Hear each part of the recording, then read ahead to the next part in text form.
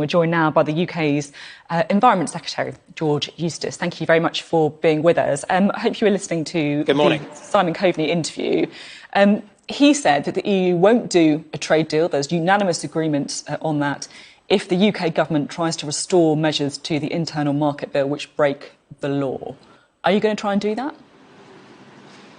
Yes, we will be putting those measures back because they are very important. They just really bring clarity to mechanisms that are already in the withdrawal agreement. There's already an Article 16 that enables us to act unilaterally when we need to in order to protect the economy of Northern Ireland.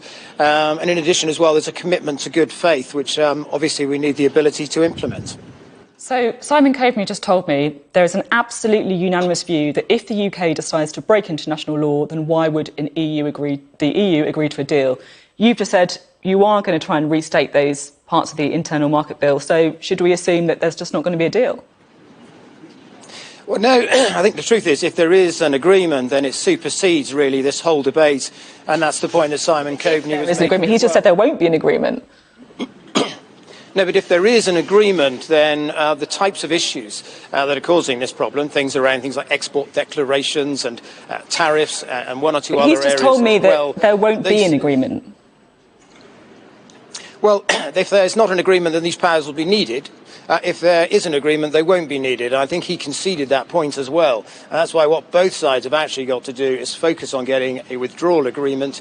We've got to withdraw them, getting a free trade, future partnership agreement in place. And once that's done, then the types of measures that we needed to have there to be able to offer legal clarity in the event that there's no further agreement, well, then those will not be necessary. How likely do you think it is that we are going to get a trade deal? Well, it's quite difficult. There are remaining really two sticking points. One around state aid, where the EU are effectively, asking the UK to remain bound by their system, by their state aid rules, and that's really unprecedented for an independent country to do that. And secondly, of course, around fishing, where it is a feature of international law that a country has control of its exclusive economic zone. That's out to 200 miles or the halfway point. That's what Norway do. It's what every other country in the world does. Indeed, it's even what the EU have. And it's absolutely right that the UK should control its exclusive economic zone as it leaves the EU. Fishing, of course, as you say, is a huge sticking point. Simon Coveney just said that it is absolutely possible that we get to a no-deal situation over fishing. The Sunday Times reports that Britain wants to reserve at least half of the fish in British waters for UK boats. The EU says it should be less than 20%. I mean, it sounds like you're miles apart here. Well, there is some way between us. I think the principal thing is that the European Union seem to believe that they could have, at the moment, they're arguing that they should have sort of effectively eternal access, to our waters, and that shouldn't be varied from one year to the next. And that's obviously quite a difficult sticking point. And yes, it's the case that at the moment we have about half of the fish in our own waters. The other half are given away to the EU. We want something that's more balanced, that's more scientific, that's based on what's called zonal attachment, which is where the fish actually are to be found and reside. That's a sensible, modern, scientific way to share stocks.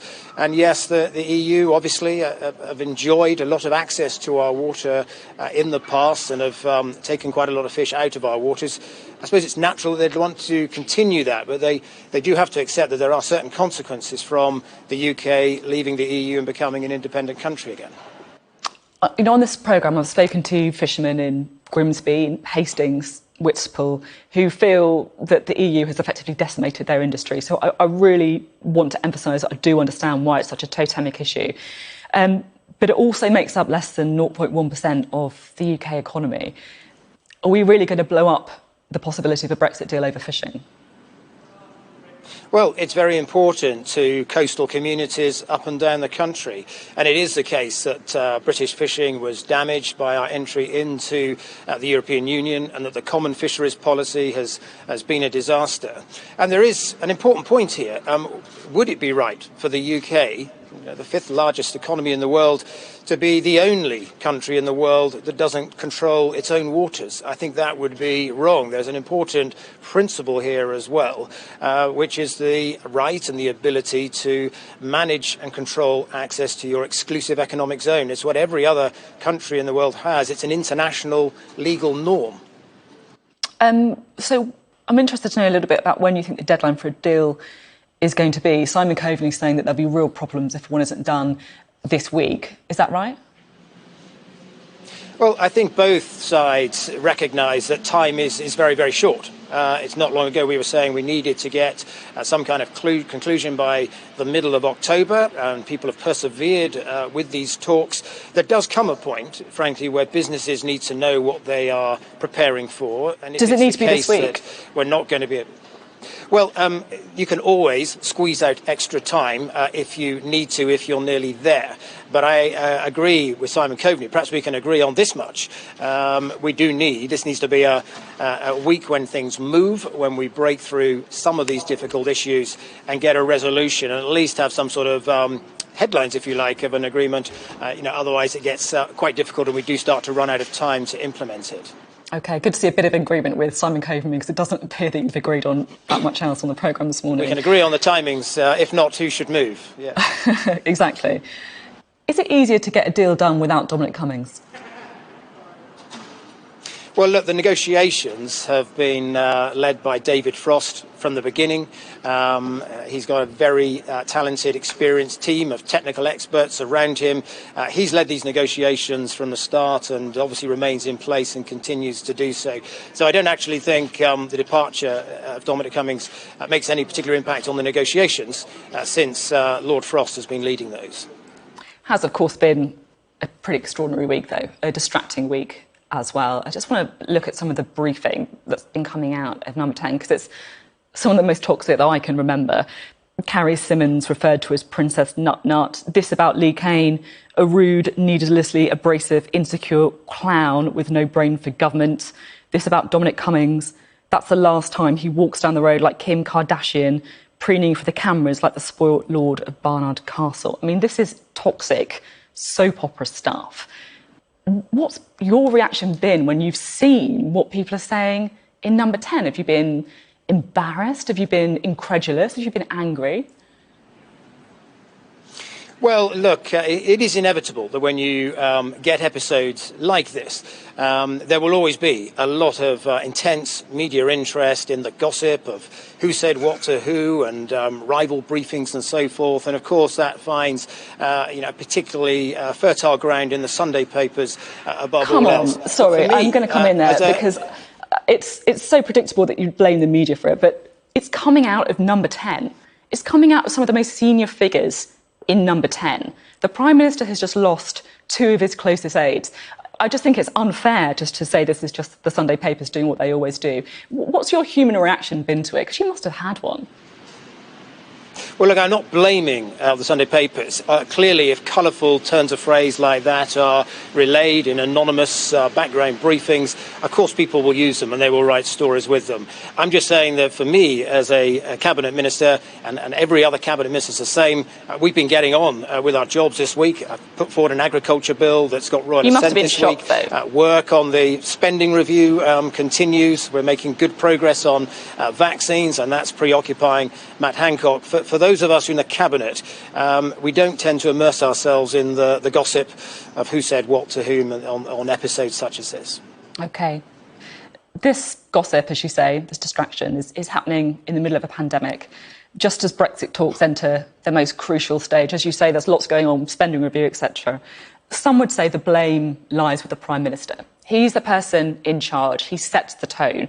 Does he need to take some responsibility for the fact that his staff are tearing strips off each other? Well, look, I think what I would say here, I've known Dominic Cummings myself for many years. He's got many great strengths, and one of them is winning campaigns.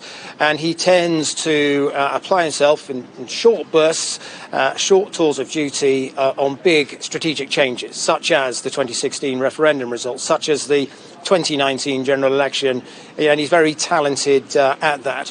But look, it's always the Prime Minister's prerogative who will be their key advisors. The Prime Minister has to have a team around him that he's comfortable with, that works well to get the right balance. And it's always the case that Prime Ministers can change their advisors and change the mix of their advisors. Some would say that part of the issue is that the Prime Minister hasn't been decisive enough previously. He offered Lee Kane the Chief of Staff job, then it didn't happen. He put out a statement saying he would stay until the new year, Lee Kane, and then 2 days later he asked him to leave Downing Street. Is this a Prime Minister who just agrees with whoever the last person he spoke to was? No, I think that's unfair. This is a Prime Minister who's dealing with some extraordinary challenges facing our country with this global pandemic, and he's having to make multiple decisions every week about an emerging situation in this most difficult of challenges. So I don't accept this charge that the Prime Minister is indecisive. He's making decisions all the time, but he and leaders right around the world are operating clearly in a very difficult context. OK, a difficult context, certainly. Should we move on to that difficult context, the pandemic, of course, COVID-19, something that is hugely on the mind of all of our viewers and all of us. The news that the Pfizer vaccine is 90% effective has been a real boost this week. We're also, of course, expecting the Oxford-AstraZeneca results to be posted in the next few weeks. Could we start seeing a vaccine being rolled out before Christmas? Well, it's possible, and the Chief Medical Officer has said that there's a possibility you could start deploying the vaccine before Christmas, but we mustn't get our hopes up. There is still more to do.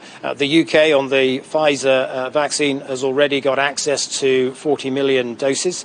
Some of those are already being manufactured. All of these vaccines, there's several different candidates now, are in the final approval stages. Obviously, we need to make sure that they are safe to use, and there's a rigorous approval process for that reason. But yes, there has been some encouraging progress on a number of vaccines, not least the Pfizer one. And I think it does, open out the prospect that we can start to roll out that vaccine, particularly in the early part of next year. And hopefully this will help us turn the corner on this very difficult pandemic during the course of next summer. It's so great to have a bit of light potentially at the end of the tunnel. But as you say, big logistical challenges too. The sheer number of people who need to be vaccinated, also the fact that the Pfizer vaccine needs to be stored at such low temperatures. Just after your interview, we'll show a short film that I did about vaccines. I spoke to the leader of Imperial's vaccine team, who said that we're unlikely to really see a return to normality until next summer, that we'll need social distancing, face masks, etc., probably until halfway through next year. Do you think that's right? Well, I think it's very difficult to predict. Obviously, at the moment, we're in this current set of restrictions, a second lockdown, if you like. That's going to be reviewed at the end of this month. And on the 2nd of December, new steps will come into place. There will need to be, undoubtedly, some sort of restrictions from the 2nd of December for a little while. But it's too early to judge yet exactly what those particular restrictions will be. And, of course, the thing to remember is once you get into spring and summer, the weather conditions become less conducive to the spread of the virus. That's what we saw happening last year. And so the combination of the deployment of a vaccine and the arrival of summer does offer quite a lot of hope that we can really start to get this virus under control. Fingers crossed, certainly. Just finally, this week marks a bit of a reset for the Prime Minister. We're expecting the environment to be a big focus of the sort of New Look government, if you like. You've got an announcement today on parks. Is this all part of the New Look administration? Well, this has actually been part of the government agenda from the beginning. When I was appointed, the Prime Minister said he really wanted me to focus on issues like climate change. It's a big challenge facing the whole world, and also to improve nature, wildlife and our natural environment. So what we've committed to do is to protect 30% of our landscapes by 2030, and we'll be doing that by rolling out additional national parks and areas of outstanding natural beauty and other protected areas too, and managing them better so that we can really build back habitats and wildlife in some of these protected sites. OK, George Eustace, thank you very much for coming on the programme today. Thank you. Thank you very much.